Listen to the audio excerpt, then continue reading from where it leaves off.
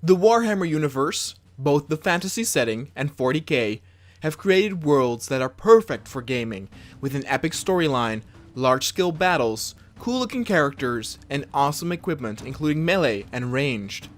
Then why is it that most of the games that tackle this subject have been considered mediocre to even bad?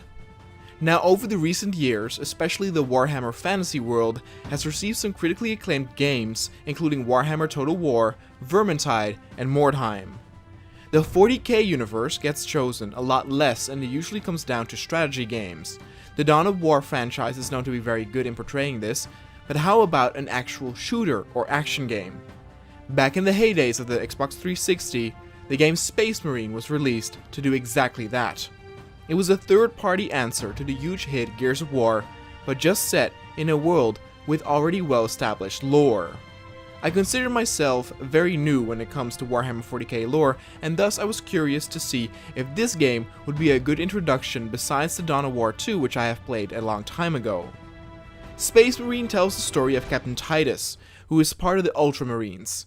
It is a clever choice to choose the Ultramarines because for Warhammer noobs like me, the Red Armored Marines usually come to mind since they are promptly on the covers of games like Dawn of War 1 and 2 featuring the Blood Angels and Ravens.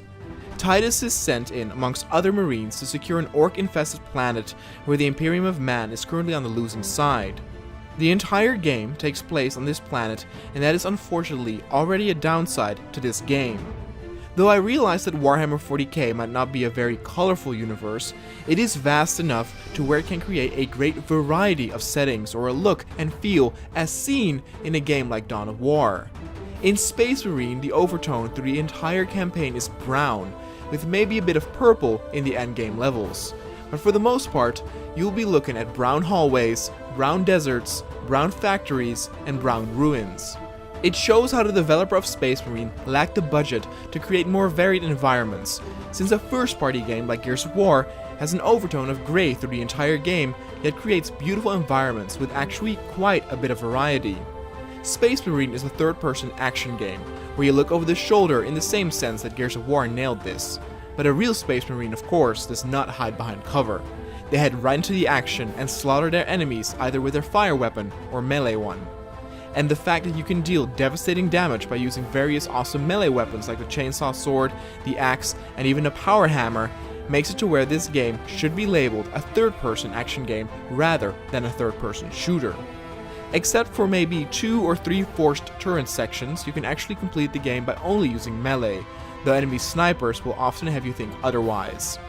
With an action game, of course, the most important aspect is how the action and gameplay feel, and I am happy to say that Space Marine definitely delivers on that part. Weapons in the Warhammer universe are known for being powerful and devastating, and the weapons you will be using here have a heavy feel to them, and are satisfying to use as you literally blow chunks of orcs away as you mow into them.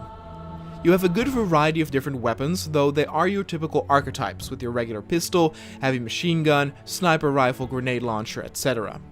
The enemies you will be facing will be mostly orcs, and though they have some units later in the game that have snipers or rockets that will attack you from afar, more often than not, they will rush you in large groups in the hopes to overwhelm you. This of course is very true according to the lore, and on those moments your melee weapon is your best friend. The chopping and cutting through hordes of orcs feels damn satisfying, as you cleave them in half and blood and guts go everywhere. With the amount of gore that can be seen, it is definitely worth of the Warhammer 40K hardness, and sometimes it almost felt like I was playing a Dynasty Warrior type game with a huge amount of orcs that would descend upon Titus as I chopped my way through them. Another aspect that I found really cool and surprising was that the war was portrayed on a fairly epic scale. Now don't expect any Call of Duty-like segments, but I was pleasantly surprised that there were multiple occasions where I stumbled on a big group of guardsmen who were fighting the orcs right beside me. Bullets and lasers flew everywhere, and it just made everything seem way more epic. There are even some short parts where there is time for exposition, as you get escorted by an important character and get a good look at the guardsman's base and equipment. Fanservice gets provided with glimpses of vehicles, artillery, and armor that many know and love from the lore. Despite the action feeling good though, the campaign could have done with a bit more variety in terms of objectives. Those segments on rails, turret sections, or vehicle levels might sometimes feel forced or tacky, they do brighten up the spectrum and give you some other things to do than what you have been doing for the last few hours. There's a cool but simple segment in a Valkyrie where you blast orcs out of the sky as they try to attack your ship, all the while an epic air battle is happening all around you. The story itself is nothing much to write home about, and even has some predictable plot twists with someone presumably good betraying you and yada yada yada. But what was cool though, and maybe a bit predictable for hardcore 40k fans too, was that in the final third of the game, the forces of chaos break through and you will fight a new enemy. As you will be fighting Chaos Marines and regular infantry, it can sometimes feel a bit like a letdown though, since they just reskinned existing models. But it did also add some Chaos Demons that are a bit simple in design but do the job of spicing things up. I did prefer fighting the Orks, as it was just so satisfying to see them die by the dozens as I mowed into them with a heavy bolter. In the final part of the game, there's a great fanservice section, where you make your final assault across a large bridge. To accompany you on this assault, a bunch of Blood Ravens get called in to fight alongside the Ultramarines, which just made everything seem all the more badass. In the end, Space Marine does deliver on what it promises, but never manages to pull itself to a level of being a masterful game.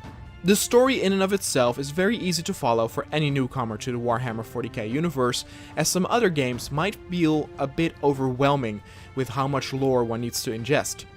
Things that would have pulled it to that awesome level would be more variety in levels and worlds, and objectives within the campaign itself. You can definitely tell that the heart of the developers was in the right place with creating this, and that it probably was the budget that held them back. The campaign itself has little replay value, though audio logs can be located in hidden areas throughout. The ending, unfortunately, is quite unsatisfying, and hints that the story would continue in a sequel, but seeing as the game was a financial flop, this will probably never be the case, making the ending all the more unsatisfying. But on the action part, it definitely succeeds, and there is much fun and fan service to be had for a 40k fan, and thus, I am happy to give Space Marine a solid 8, a good game with still room for improvement. Since Space Marine was a financial failure, many developers did not dare to make another action game within the universe. Luckily for us, in the recent years, some developers did stand up to this task, and hopefully, we will see in the non-distant future how that delivered game will stack against this one.